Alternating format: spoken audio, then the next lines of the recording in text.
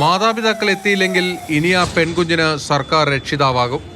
മാസം തികയാതെ പ്രസവിച്ച കുഞ്ഞിനെ ചികിത്സയ്ക്കിടെ മാതാപിതാക്കൾ ഉപേക്ഷിച്ചതോടെയാണ് സർക്കാർ ഏറ്റെടുത്തത്. കഴിഞ്ഞ 31-നാണ് ജാർഖണ്ഡ് സ്വദേശിനി ജനറൽ ആശുപത്രിയിൽ വെച്ച് പ്രസവിച്ചത്. വിദഗ്ധ ചികിത്സ വേണ്ടിവന്നതോടെ കുഞ്ഞിനെ ലൂർദ് ആശുപത്രിയിലേക്ക് മാറ്റി. 23 ദിവസം കൊണ്ട് കുഞ്ഞിന്റെ ആരോഗ്യനില മെച്ചപ്പെട്ടു. ഇതിനിടെ മാതാപിതാക്കൾ കുഞ്ഞിനെ ഉപേക്ഷിച്ചുപോയി. ഒടുവിൽ ആരോഗ്യമന്ത്രി വീണ ജോർജ് ഇടപെട്ട് കുഞ്ഞിനെ ഏറ്റെടുക്കാൻ തീരുമാനിച്ചു. കുഞ്ഞിന്റെ തുടർ ചികിത്സകൾ എറണാകുളം ജനറൽ ആശുപത്രിയിൽ നടത്താനായിരുന്നു തീരുമാനം. ജനറൽ ആശുപത്രിയിൽ നിന്ന് മെഡിക്കൽ സംഘമെത്തി കുഞ്ഞിനെ ഏറ്റെടുത്തു. ഇനി 1 മാസത്തെ പരിചരണം കൂടി വേണമെന്ന് ഡോക്ടർമാർ അറിയിച്ചു. കോട്ടയത്ത് ജോലി ചെയ്തിരുന്ന ജാർഖണ്ഡ് സ്വദേശികളുടേതാണ് കുഞ്ഞ്. ട്രെയിനിൽ ഇവർ നാട്ടിലേക്ക് പോകുന്നതിനിടെയാണ് കുഞ്ഞിന്റെ അമ്മയ്ക്ക് ശാരീരിക അസ്വസ്ഥതകൾ ഉണ്ടായത്. പിന്നാലെ ജനറൽ ആശുപത്രിയിൽ എത്തിച്ചു.